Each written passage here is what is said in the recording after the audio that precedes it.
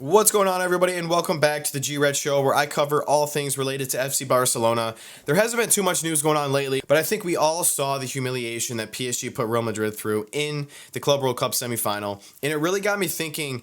After seeing that, I guess technically this is still the end of last season, but with these new transfers and Xabi Alonso and altering formations with this team, I wonder if this is any indication to moving forward, if we can see these frustrations and mental errors and actual errors from this Real Madrid team consistently moving forward. And if we're going to see better performances and a huge jump from players like Vinicius Jr., who at this time last year was arguably the favorite to win the Ballon d'Or. Everyone freaked out when he didn't win, and now look what happened. He's not even a top 20 player in the world right now. It's insane. Jude Bellingham, gets all this PR when in reality, he can't control a match. We saw him get absolutely outclassed by João Neves and Fabian Ruiz and Vitinha.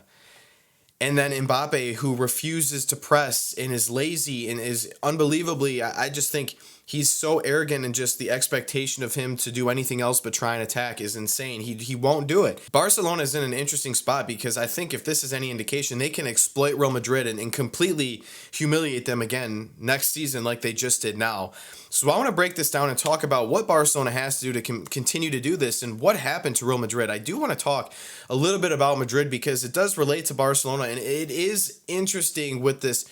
It seems like a pretty big shift from Ancelotti to Xabi Alonso. Some of these few transfers, even the formation changes that besides this last match that they were running, it was really interesting, and it had me thinking how Barcelona can really play against this and defend this moving forward. So I want to break this down, give my thoughts.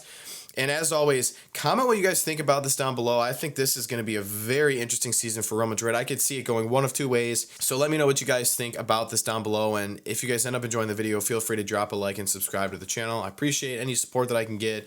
Now let's jump in and discuss.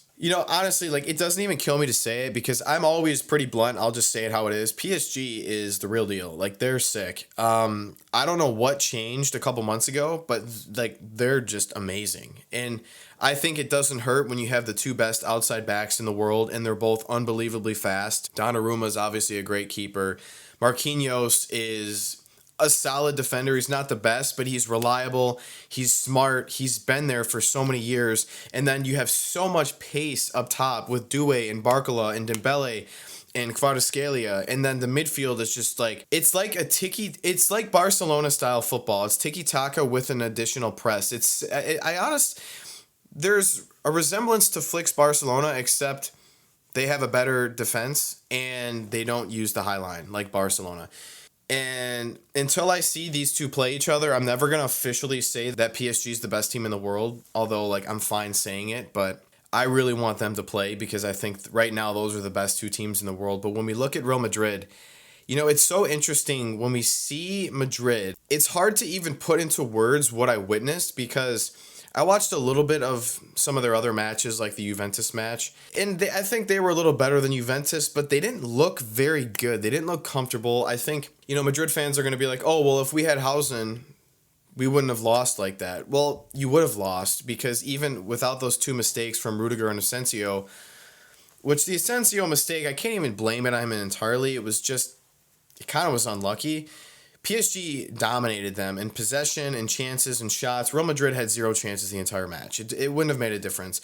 But what I find interesting is how much they changed just because Trent wasn't playing. And when they had Trent playing, they ran those three center backs. So it was like Rudiger, Huijsen, you could have Asensio, Militao, whoever. And then Garcia and Trent were those outside wing backs. You had Garcia up top with Vinicius most of the tournament, and then Bellingham, Valverde, Tchouaméni. Sometimes even Tchouaméni would play in the center back. This is what makes it interesting because if they're going to play that formation, what I consider them probably doing and overloading that outside and overloading that midfield, what happens when Trent gets hurt or needs rest? They're going to have to revert back to this 4-4-2 formation or the 4-3-3, and they're not comfortable, and look exactly what happened against PSG.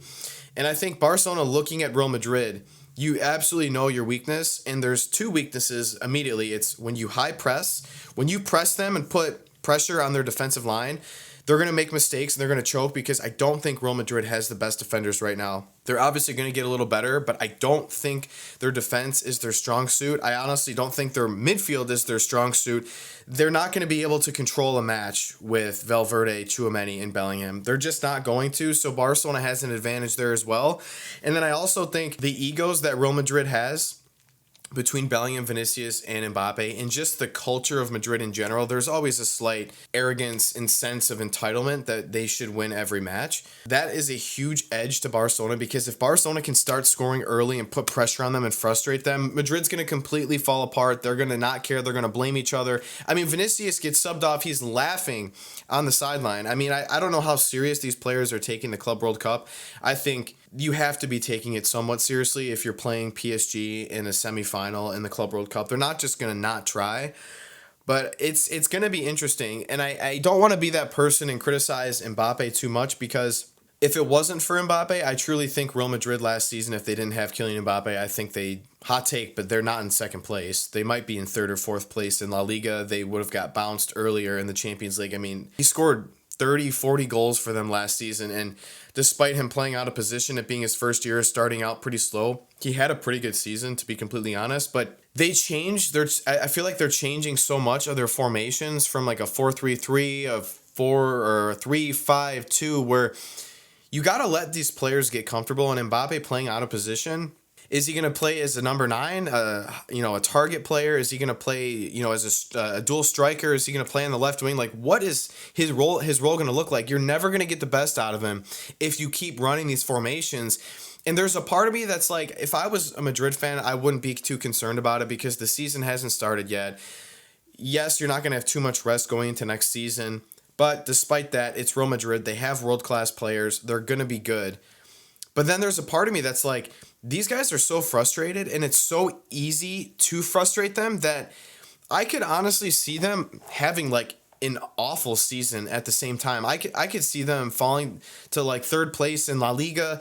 I could see them doing bad in the Champions League. And I think Barcelona is in such a good spot because they're not changing anything. If anything, Barca's going to bring in like a Rashford or a Diaz, who's going to, if Diaz comes in, he's going to work so hard. He's going to put so much pressure on Real Madrid's backline and in general, regardless of who they're playing.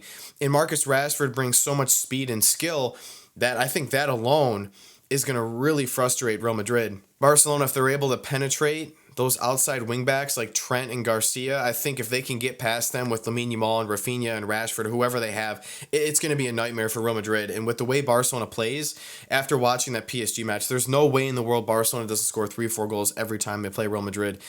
And this is going to be a really, really interesting season, I think. And as it stands now, I'm still going to put Barca as the favorite to win La Liga. I don't know why Real Madrid's not using Rodrigo. I think that's pretty strange. I mean, yeah, this Garcia dude had a couple nice goals and has scored a couple goals for you, but Rodrigo has been a pretty solid constant, part of your 2 Champions League winning teams. And it seems like he's going to be out of here. I mean, Real Madrid stated that they're cool with him leaving, and if he wants to leave, the door's open. So that's another loss. And I think it just changes things. And then there's all this hype about Endrick. Is this guy ever even going to play? Are they going to loan him out? So I just think there's so much frustration around Real Madrid. And Xabi Alonso, I think he's stepping into a situation where he was in the Bundesliga at Leverkusen, where, yeah, the last 2 years they were one of the better teams in Germany, not saying that much considering, it's not the strongest league.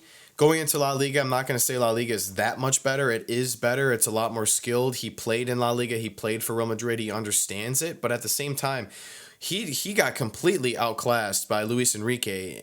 I mean, that was just embarrassing. I mean, your players are there too, but I just don't know if he's going to be able to hold his own in these big matches against Barcelona and, some of these other clubs in Spain. And then when we get to the Champions League, if they have to play, Pep, and they got to play Arsenal, and they got to play Bayern and PSG, like, I think they're going to really, really struggle. And this is Barcelona's chance to cement themselves as they're the elite team in Spain for the next several years, because I think there's these changes in Madrid, and Barca showed that they're the best team in Spain last year. If they can do it again this year, there's no way in the world that everyone will look at them and be like, they are the best team in Spain. They're better than Real Madrid. Now Barca just needs to show it on the Champions League level, and I truly hope Barca gets paired up with PSG at some point in the Champions League this year, because I have to see them play. They're the two best teams in the world. I don't even think it comes close right now.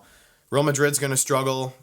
Bayern, I don't think is going to have the greatest year. Manchester City plays the most boring football I have ever seen. They have 10 players up outside the box that just pass the ball back and forth. It is literally the most boring style of football I've ever seen. It's the worst type of play for a player like Erling Haaland. And I just don't think that's sustainable. And especially if they go down a goal or two, they just struggle so much to score because of the way they play like that. I don't see them, winning the Champions League next year. It's going to be a PSG Barcelona season next year. I think Arsenal and Liverpool are going to be the next two best teams, and it's going to be really fun to watch. I really want to see Barca and PSG play next season. I think those are the two best teams, and I can't wait. So let me know what you guys think about this down below. Do you guys think that Barcelona has a chance to really cement themselves for the next few years as they're the top dogs in Spain? They're significantly better than Madrid. And what are your expectations for Barca and Real Madrid next season? Do we think Barca can dominate Real Madrid like they did last season? And, are these players like Mbappé, Vinicius, Bellingham, are they going to have good seasons? Are they going to flop? Is there too much ego and star power there to really thrive? Let me know what you guys are thinking about this down below. I think it's going to be really interesting. If there's any Madrid fans out there, let me know what you guys think about this too. What are you guys feeling right now after that frustrating loss to PSG? And I'll see you guys back here next time. Peace.